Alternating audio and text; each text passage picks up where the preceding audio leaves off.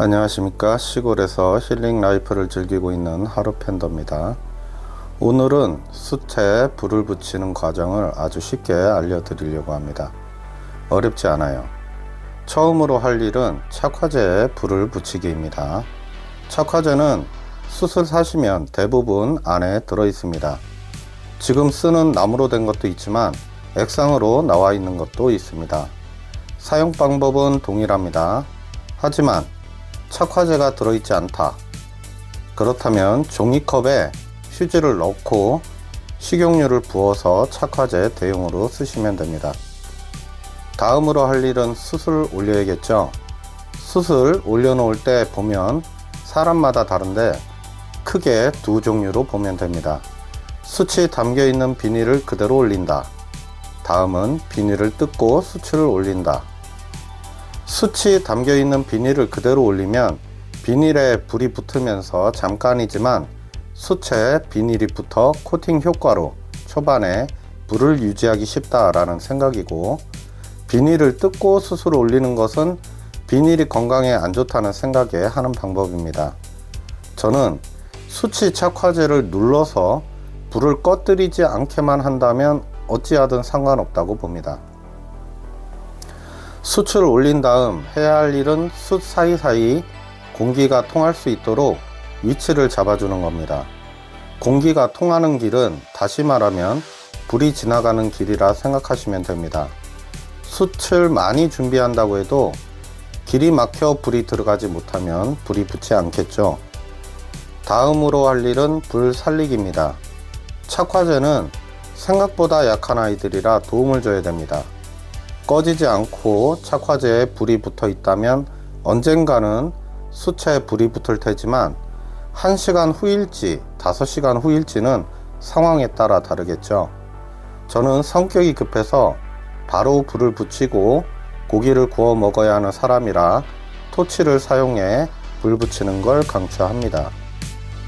토치를 사용하는 걸 무서워하시는 분들이 많습니다. 그래서 제가 안심이 되시라고 소소하지만 팩트인 정보를 하나 드리겠습니다. 토치에 사용하는 부탄가스가 터지지 않을까 하는 걱정이 가장 많은데 걱정하지 마세요. 전 세계 부탄가스 생산 중 90%가 국내에서 만들어집니다.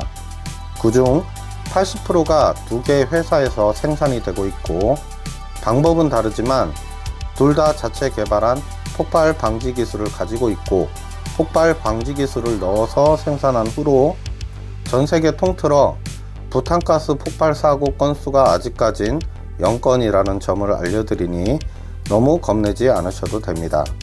두 개 회사는 조금만 알아보면 아실 텐데 그것도 귀찮다라고 한다면 자막에 쓰여 있는 두 개의 부탄가스를 쓰시면 됩니다. 단 가격대가 조금 나간다는 점 참고하세요. 다시 본론으로 돌아와서 이제 할 일은 바람을 불어넣어 주는 겁니다. 전에는 열심히 부채질을 했지만 요즘은 기술이 좋아져서 손선풍기를 이용합니다. 사실 저에게 손선풍기는 더위 식혀줄 용도보다는 불 피울 때 쓰는 비중이 99%라 필수템이 되어버렸습니다.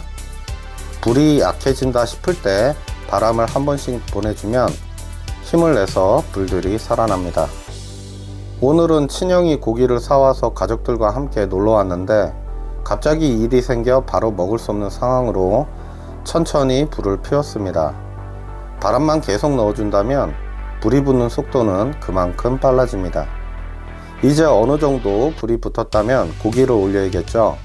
숯이 검은색이라 아직 이르다 생각할 수 있지만 고기가 익으면서 떨어지는 기름으로 불은 올라오게 되어 있습니다. 이 정도가 되면 불이 꺼질 걱정은 안 하셔도 됩니다. 숯 전체가 빨갛게 달아올랐을 때 고기를 올리면 당연히 잘 익겠지만 숯에 생명이 다해서 오래 구울 수 없는 점과 더 중요한 것은 화력이 너무 세지면서 고기가 탈 수 있다는 점도 생각하셔야 합니다.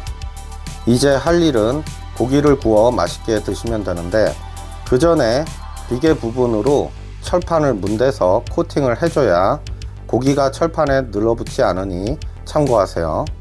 원래 정육점에서 이런 용도로 쓸 수 있게 큼지막하게 비계를 준비해 주는데 오늘 형이 사온 곳에서 센스가 다소 부족하지 않았나 싶습니다. 이제 맛있게 드시면 됩니다. 생각보다 추운 날 밖에서 고기 구워 바로 먹는 것도 나쁘진 않습니다. 추천은 안 하지만 오늘 영상은 여기까지입니다.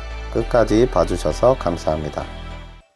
하루팬더는 구독과 좋아요를 사랑합니다.